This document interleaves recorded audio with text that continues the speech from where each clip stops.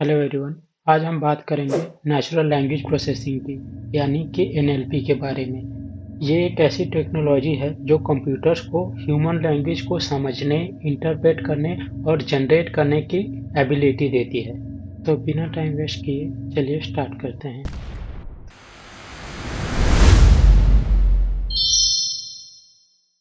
कभी आपने सोचा है कि कैसे हम गूगल पे वॉइस असिस्टेंट ऑन करके कोई सा भी कमांड देते हैं तो वो कैसे एग्जीक्यूट होती है, या हम जो भी वॉइस में बोलते हैं कैसे टेक्स्ट में कन्वर्ट हो जाती है। आपने देखा होगा कि स्पेलिंग को हम अगर गलत भी लिखते हैं तो ऑटो करेक्ट हो जाता है। आपने चैटबॉट के बारे में सुना होगा।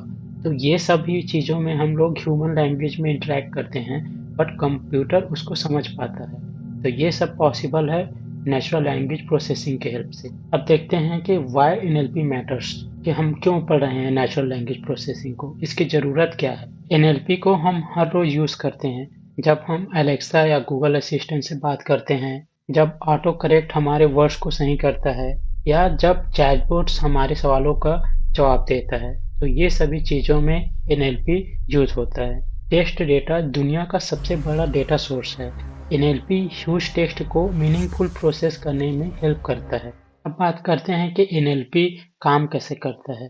तो एनएलपी जो है टेक्स्ट को छोटे छोटे समझने लायक स्टेप्स में तोड़ता है। इसमें कुछ टॉपिक्स होते हैं जैसे कि tokenization, stop word removal, stemming, lemmatisation, POS, part of speech tagging, name entity recognition. तो ये सभी के हेल्प से वो टेक्स्ट को छोटे छोटे टुकड़ों में डिवाइड करता है और एट दी एंड उसे वेक्टर में कन्वर्ट करता है। क्योंकि कंप्यूटर नॉर्मल हिंदी या इंग्लिश लैंग्वेज को नहीं समझ सकता, वो हमेशा डिजिट को समझता है, नंबर्स को समझता है। तो हमको इन सभी को एक एट दी एंड वेक्टर में कन्वर्ट करना रहता है और वे वेक्टर कंप्यूटर में फीड किए जाते हैं जिससे कंप्यूटर उसको समझता है। मॉडर्न जो नेचुरल लैंग्वेज प्रोसेसिंग है वो सिंपल रूल बेस्ड नहीं है कि हमने इफ एल्स कंडीशन लगा दिया कि जैसे आपने सवाल पूछा हाउ आर यू, तो उसका एक स्पेसिफिक आंसर नहीं रहता कि I am good, I am doing good.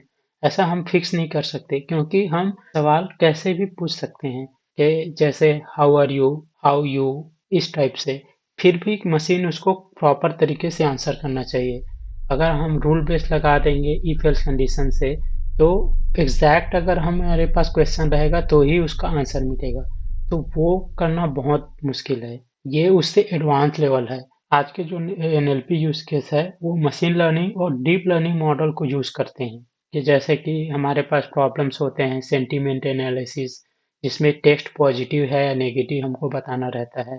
हमारे पास होता है स्पैम डिटेक्शन, कि जो ईमेल है वो स्पैम है या नहीं, जिसको हम हैम भी बोलते हैं, स्पैम या हैम। फिर हमारे पास होता है टेक्स्ट क्लासिफिकेशन, जैसे कोई ऐसा न्यूज़ आया तो वो न्यूज़ का टॉपिक कौन सा है, वो स्पोर्ट्स से रिलेटेड है, पॉलिटिक्स से रिलेटेड है, तो उसको क्लासिफाई करने के लिए यूज़ करते हैं। हमारे पास एडवांस मॉडल्स जैसे कि एलएसटीएम हो गया, ट्रांसफॉर्मर्स, बर्ड, जीपीटी, कॉन्टेक्स्ट, ये कॉन्टेक्स्ट के साथ साथ टोन और डीपर मीनिंग को भी समझ सकते हैं। आपने चैट जीपीटी को सुना होगा।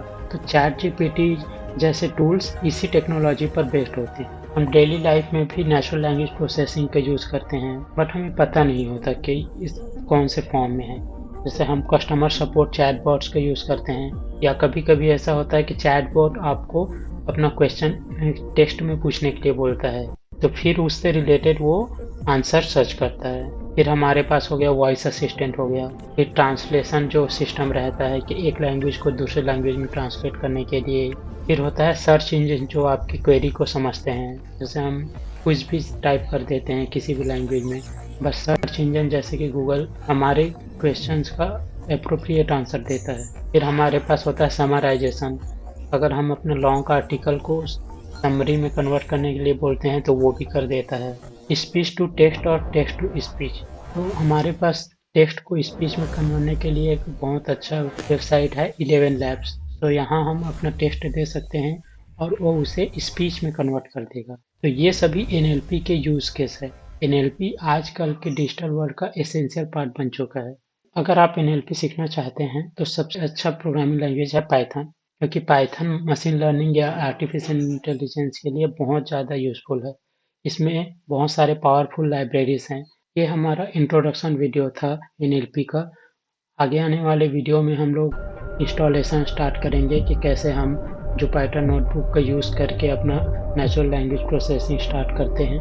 उसमें हम लोग पाइथन यूज़ करेंगे और NLTK लाइब्रेरी यूज़ करेंगे। NLTK आपको बेसिक से एडवांस तक ले जाने के लिए है, क्योंकि NLTK में बहुत सारे फंडामेंटल कॉन्सेप्ट्स होते हैं जो कि हमें क्लियर होता है, और वो साथ ही साथ एक बुक कॉर्पस रहता है जिसका यूज़ करके हम डमी जो टेक्स्ट रहता है वो हम लोग जनरेट कर सकते हैं और उसको प्रैक्टिस कर सकते हैं।